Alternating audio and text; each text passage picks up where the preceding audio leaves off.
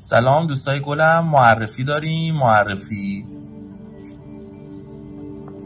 چند تا سوال دارید حتما. یکی از سوالاتون اینه که اگر بخوایم خونمون رو خوشبو کنیم با چی خوشبو بکنیم؟ درسته؟ عود بهترین گزینه است چون ماندگاری بیشتری داره، بهتر میمونه. حالا میخوام یه عود واسهتون بیارم که دستساز وارداتی مال کشور هنده، از چوب درختای هند و چین درست شده. نرید تا بیام. از همکاران عزیز تقاضا دارم که این عودی که میخوایم معرفی بکنیم و روی صحنه قرار بدم. ممنونم.